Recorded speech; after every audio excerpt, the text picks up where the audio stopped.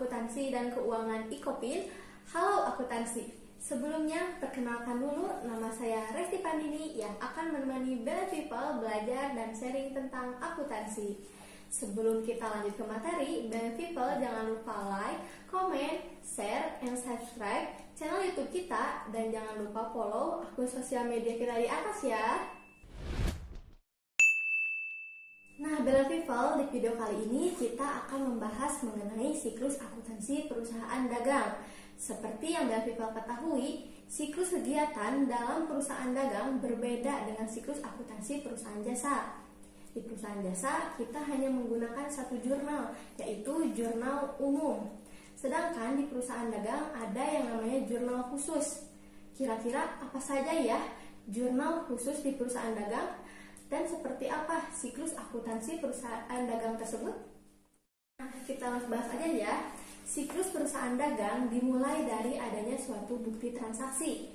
Bukti transaksi ini ada bertujuan untuk meminimalisasi kesalahan yang bisa saja terjadi karena tidak adanya bukti transaksi. Di samping itu, bukti transaksi juga digunakan untuk memastikan keabsahan transaksi yang dicatat. Nah, apa aja sih Kak contoh dari bukti transaksi itu? Ada beberapa bukti transaksi yang diantaranya. Yang pertama ada cek, yang kedua ada kwitansi, yang ketiga ada faktur, yang keempat ada nota debit, yang kelima ada nota kredit, yang keenam ada nota kontan, dan yang ketujuh ada bukti memorial. Terus akuntansi yang kedua yaitu jurnal khusus. Jurnal khusus adalah jurnal yang digunakan untuk mencatat transaksi-transaksi keuangan yang sejenis dan seringkali terjadi sesuai dengan waktu terjadinya. Jurnal khusus ada 5 jenis. Yang pertama ada jurnal penerimaan kas untuk mencatat transaksi penjualan serta menerima secara tunai. Yang kedua ada jurnal pengeluaran kas untuk mencatat transaksi pembelian serta pengeluaran secara tunai. Yang ketiga, ada jurnal penjualan untuk mencatat penjualan secara kredit. Yang keempat, ada jurnal pembelian untuk mencatat pembelian kredit. Dan yang terakhir, yang kelima, ada jurnal umum untuk mencatat transaksi yang berhubungan dengan retur penjualan atau pembelian.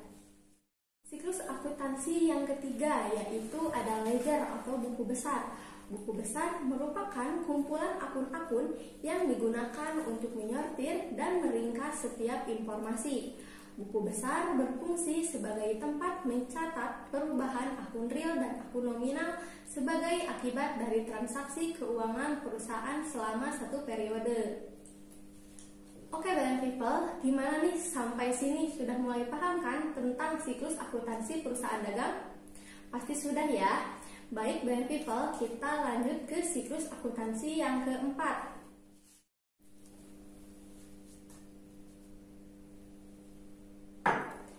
Baik, siklus akuntansi yang keempat yaitu trial balance atau neraca saldo. Nah, Bella People, pada tahap ini semua transaksi yang sudah Bella People entry pada buku besar akan diringkas kembali di neraca saldo sesuai dengan nama akun dan pastinya sesuai saldo akhir yang ada di setiap buku besar, di mana nantinya saldo akhir antara sisi debit dan sisi kredit harus balance.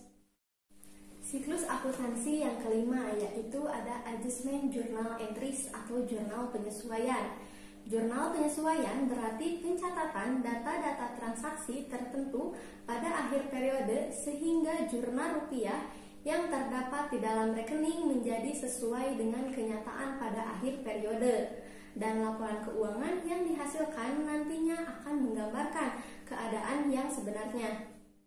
Siklus akuntansi yang keenam yaitu worksheet. Worksheet atau neraca lajur adalah kertas kerja yang berisikan kolom atau lajur yang dirancang untuk merangkum rekening-rekening dan saldo yang tercantum dalam neraca saldo sebelum penyesuaian, jurnal penyesuaian, dan neraca saldo setelah penyesuaian.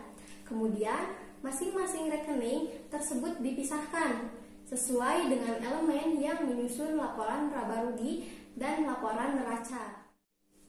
Nah, Bella People, dalam pengerjaan worksheet seringkali banyak kekeliruan dalam menentukan apakah pengerjaan kita laba atau rugi. Sebelumnya, Balance People perlu mengetahui bahwa income statement kredit itu merupakan pendapatan dan income statement bagian debit merupakan beban.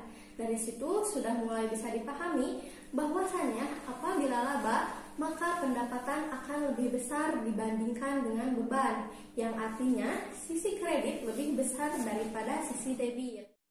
Oke, selanjutnya kolom balance sheet bagian debit merupakan harta dan kolom balance sheet bagian kredit merupakan utang. Dapat disimpulkan bahwa harta lebih besar dari utang, artinya laba. Begitupun sebaliknya. Nah, Balance People, itu dia penjelasan tentang siklus akuntansi perusahaan dagang. Semoga bermanfaat. Dan Balance People juga boleh komen, request materi apa yang akan dibahas untuk video selanjutnya. Saya Resti Pandini dan tim pamit undur diri. Thank you Balance People. Wassalamualaikum warahmatullahi wabarakatuh. Nantikan Balance Question dari Lab Akuntansi dan Keuangan Ecopin. Untuk info lebih lanjut, pantengin terus akun sosial media kita ya. Bye!